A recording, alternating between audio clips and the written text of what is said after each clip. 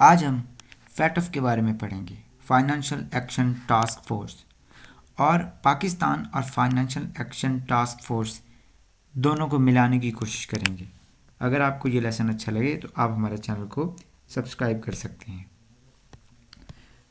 तो सबसे पहले ये एक इंटर गवर्नमेंटल ऑर्गेनाइजेशन है। फैटफ क्या है? इंटर गवर्नमेंटल ऑर्गेनाइजेशन है। यानी ये जो ऑर्गेनाइजेशन है ये डिफरेंट मुल्कों ने बैठ के एग्रीमेंट करके बनाई है। जैसे यूएनओ एक इंटर गवर्नमेंटल ऑर्गेनाइजेशन है। एक नॉन गवर्नमेंटल ऑर्गेनाइजेशन भी होती हैं। वो ऑर्गेनाइजेशन होती हैं जिसमें स्टेट एज अ मेंबर नहीं होती, वो नॉन गवर्नमेंटल होती हैं। लेकिन जो इंटर गवर्नमेंटल ऑर्गेनाइजेशन होती हैं उनमें जो मेंबर्स होते हैं वो क्या होते हैं? स्टेट्स होती हैं। स्टेट्स उसमें मेंबर्स होती हैं। तो फैटफ एक इंटर गवर्नमेंटल ऑर्गेनाइजेशन है जो कि 1989 में बनी थी। 1989 में इसको बनाया गया था फैटफ को, और ये एक इंटर गवर्नमेंटल ऑर्गेनाइजेशन है। फैटफ का पर्पस क्या है? फैटफ का पहला पर्पस ये है कि टेरर फाइनेंसिंग को स्टॉप करना। टेरर फाइनेंसिंग को स्टॉप करना यानी टेररिज्म को जो फाइनेंसिंग होती है उसका ध्यान रखना। अगर कोई कंट्री टेरर फाइनेंसिंग कर रहा है तो उसके बारे में जांच पड़ताल करना और उसको रोकना। एंटी मनी लॉन्ड्रिंग इसका दूसरा पर्पस है कि जो मनी लॉन्ड्रिंग हो जाती है, मनी लॉन्ड्रिंग को रोकना। एक मुल्क से दूसरे मुल्क में जो मनी लॉन्ड्रिंग करते हैं लोग, इसको ख़त्म करना। और तीसरी बात है न्यूक्लियर प्रोलिफरेशन। ये न्यूक्लियर प्रोलिफरेशन का कंसेप्ट बाद में लिया गया, पहले ये स्टार्ट में नहीं था इसके पर्पस में शामिल। अब न्यूक्लियर प्रोलिफरेशन को भी इसके पर्पस में शामिल कर दिया गया है। इसकी दो लिस्ट हैं। फैटफ में दो लिस्ट हैं, एक ग्रे लिस्ट है और दूसरी है ब्लैक लिस्ट। पहले किसी कंट्री को जो टेरर फाइनेंसिंग में या एनी मनी लॉन्ड्रिंग में मुलविस हो उसको ग्रे लिस्ट में रखा जाता है। फिर अगर हालात ख़राब हो जाएं, वो रेकमेंडेशंस पे अमल ना करे, तो फिर उसको ब्लैक लिस्ट में रख दिया जाता है। पाकिस्तान को 2008 से लेके 2018 तक 3 बार ग्रे लिस्ट के ऊपर प्लेस किया जा चुका है। और जो फैटफ है, फैटफ की 40 रिकमेंडेशंस होती हैं। यानी हर एक कंट्री को इसकी 40 जो शराइत हैं इसको पूरा करना होता है।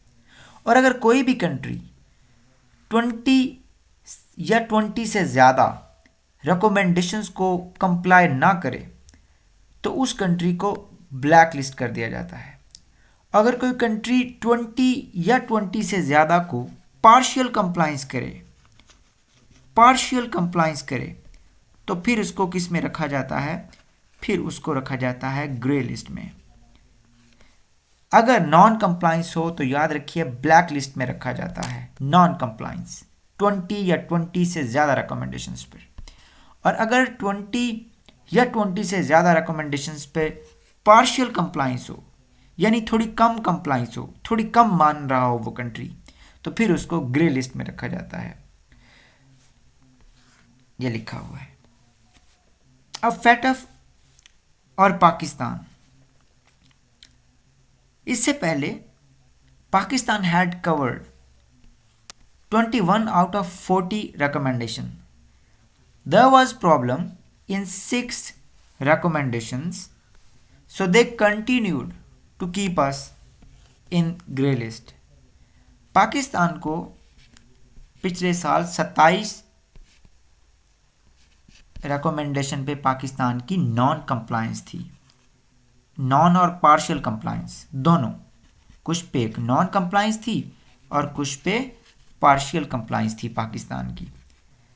ठीक है, पार्शियल कंप्लायंस। और फिर उसके बाद हमने किया क्या? हमने इन 27 जो रिकमेंडेशन थी उसमें से 21 के जो प्रॉब्लम्स थे उसको क्या कर लिया? ठीक कर लिया। अब बात यह है कि फिर भी उन्होंने हमें ग्रे लिस्ट में रखा। और अब हमारी प्रॉब्लम जो है वो कितनी रिकमेंडेशंस पे है? सिर्फ और सिर्फ 6 रिकमेंडेशंस पे। वो कौन सी हैं? रिकमेंडेशन 1 ये है कि हमारी जो अप्रोच है ये रिएक्टिव अप्रोच है, जब मनी लॉन्ड्रिंग हो जाती है तो फिर हमें पता चलता है। तो जो फैटफ है वो ये चाहता है कि रिस्क बेस्ड अप्रोच हो, जहाँ पे मनी लॉन्ड्रिंग हो हमें उससे पहले पता चल जाए, हम इतने एजाइल हो जाएं, हमारा इतना रोबस्ट रिस्पॉन्स हो कि मनी लॉन्ड्रिंग होने से पहले हमें पता चल जाए। तो रिस्क बेस्ड अप्रोच हम नहीं ले रहे, ये पहला हमारा मसला है, इन 6 में से पहला मसला हमारा ये है।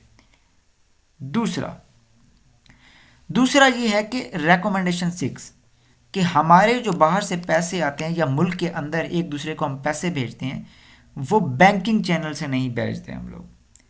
तो दूसरी जो हमारी रिकमेंडेशन जिस पे हम नहीं अमल कर रहे वो ये है, हमारे लोग बैंकिंग चैनल का कम इस्तेमाल करते हैं। तीसरा फॉरेन ट्रेड एक्ट के मुतालिक है। और जो चौथी रिकमेंडेशन है जिसको रिकमेंडेशन 25 बोलते हैं वो ये कहते हैं कि जो NGOs हैं पाकिस्तान में, जितने भी जो नॉन गवर्नमेंटल ऑर्गेनाइजेशन है, चाहे कोई एजुकेशन के लिए काम कर रही है, कोई रिलीजियस काम कर रही है, उन सब का कंप्लीट रिकॉर्ड होना चाहिए गवर्नमेंट के पास, जो कि हमारे पास नहीं है। फिर रिकमेंडेशन 28 हमें टेरर फाइनेंसिंग, वो कह रहे हैं कि हमें एक टेरर फाइनेंसिंग की एजेंसी बनानी है, एक नया इदारा बनाना है, ठीक है। और जो रिकमेंडेशन 38 है वो ये कहती है कि हमारे बायलैटरल एग्रीमेंट्स होने चाहिए सारे के सारे कंट्रीज़ के साथ। माफ़ कीजिएगा स्पेलिंग गलत है, हमारे सारे के सारे एग्रीमेंट्स होने चाहिए, ओके। अब मसला ये है कि रिस्क बेस्ड अप्रोच बड़ी प्रॉब्लमेटिक है, कैसे किसी कंट्री को पहले ही पता चल जाए कि मनी लॉन्ड्रिंग होने वाली है, ऐसा नहीं हो सकता। दूसरी बात, अगर पाकिस्तान बैंकिंग चैनल के ज़रिए से सारी की सारी ट्रांजैक्शन करे तो हमारे बाहर जो बैठे हुए लोग हैं किसी दूसरे मुल्क में, जो इलीगल बैठे हुए हैं, जो हमें रेमिटेंसेस भेजते हैं, वो पकड़े जाएंगे। तीसरी बात, ये जो सारा का सारा रिकॉर्ड रखना है ये बड़ा मुश्किल काम है। चौथी बात, इतनी सारी एजेंसियां हमारे पास पहले मौजूद हैं जैसे FIA, और हमारा बजट भी बड़ा इस वक्त मुश्किलात का शिकार है, तो क्या हम एक नया इदारा बना दें, उसके खर्चे कहाँ से आएंगे, तो ये भी प्रॉब्लम है हमें। फिर हर मुल्क के साथ जितनी भी हमारी फाइनेंशियल ट्रांजैक्शंस होती हैं उनका एग्रीमेंट रखना, उनसे एग्रीमेंट करना, उनसे तो वो नहीं मानेंगे, वो एग्रीमेंट क्यों करेंगे, एग्रीमेंट करना बहुत मुश्किल होता है। तो ये प्रॉब्लम है 6 रिकमेंडेशंस में। तो बात ये है कि ये तो ठीक है, ये रिकमेंडेशंस में थोड़ी प्रॉब्लम है। बहुत सारे ऐसे मुल्क हैं जिनमें ये सारी चीज़ें हो रही हैं लेकिन वो ग्रे लिस्ट में नहीं हैं। तो कुछ लोग ये कहते हैं कि चाइना और पाकिस्तान, क्योंकि एक पाकिस्तान और चाइना का जो अलायंस है, ये इंडिया और US जो है वो पाकिस्तान को पनिश करना चाहते हैं और इसलिए हमें ग्रे लिस्ट में बार बार रखा जाता है। दूसरी बात, रिस्क बेस्ड अप्रोच, मैंने पहले कहा कि ये बहुत ही प्रॉब्लमेटिक है। अब इसमें सवाल क्या है? सवाल ये है कि पाकिस्तान को ग्रे लिस्ट से कितना नुकसान हो चुका है, कौन कौन सा जो है ग्रे लिस्ट के जो इम्पैक्ट्स हैं वो कौन कौन से हैं।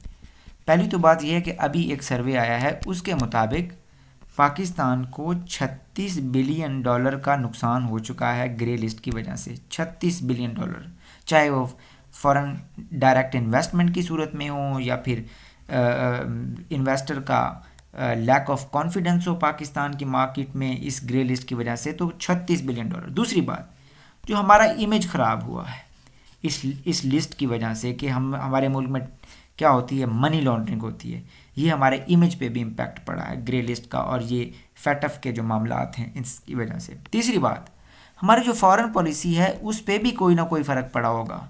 जाहिर सी बात है, जब आपको इस लिस्ट से निकलना है तो आपको दूसरे स्टेट की जो स्टेट्स हैं उनकी क्या चाहिए, उनकी गुडविल चाहिए, उनकी सपोर्ट चाहिए, तो फिर आप इंडिपेंडेंटली काम कर सकते हैं। जाहिर सी बात है, फिर आपको कुछ लेने के लिए देने भी पड़ते हैं। तो ये 3 इम्पैक्ट हैं पाकिस्तान के। और चौथी बात, गवर्नमेंट का जो फोकस है वो मोस्टली गवर्नमेंट का फोकस इसी चीज़ पे हो गया है, बाकी सारी चीज़ों को कंट्रोल करने पे कम हो गया। तो ये इसके 4 इम्पैक्ट्स हैं हमारे। उम्मीद है आपको अच्छा लगा होगा।